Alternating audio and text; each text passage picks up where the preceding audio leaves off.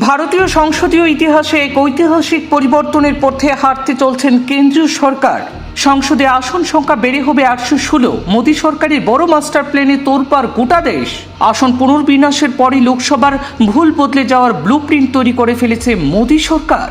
সংসদে 543 থেকে বাড়িয়ে এক লাফে 816 করার লক্ষ্যমাত্রা নিয়েছে সরকার। মহিলা সংরক্ষণেও গুরুত্ব দেওয়া হয়েছে। লোকসভার মোট প্রস্তাবিত 816 আসনের মধ্যে 273খানা আসন মহিলাদের জন্য সংরক্ষিত থাকবে।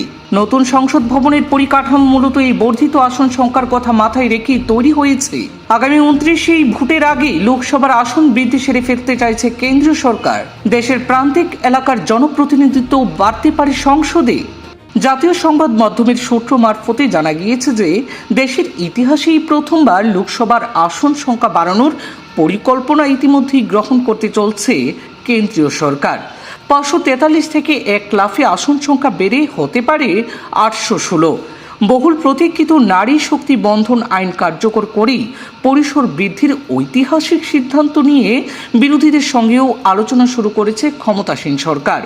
মহিলাদের জন্য লোকসভা ও বিধানসভায় 33% আসন সংরক্ষণের বিল আগেই পাশ হয়েছে, কিন্তু ডিলিমিটেশন প্রক্রিয়া শেষ না হওয়ায় তা ঝুলেছিল। এবার সেই জট কাটতেই সংবিধান সংশোধনী ও নতুন বিল আনার প্রস্তুতি নিচ্ছে কেন্দ্র।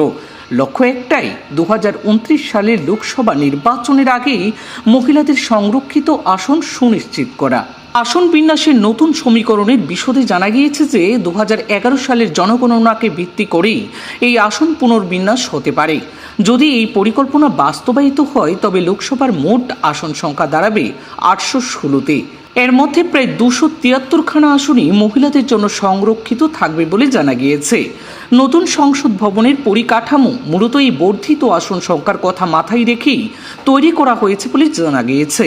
এই বিশাল পরিবর্তনের জন্য কেবল বিল আনলেই হবে না, প্রয়োজন সংবিধান সংশোধনও।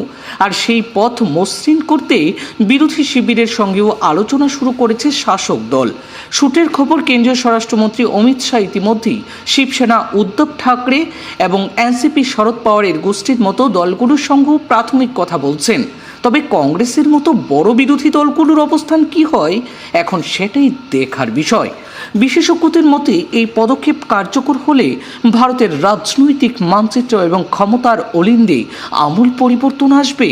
বিশেষ করে মহিলা ভোটারদের সমর্থন আদায়ে এটি কেন্দ্রের জন্য এক মাস্টার স্ট্রোক হতে পারে বলে মনে করছেন রাজনৈতিক পর্যবেক্ষক মহল।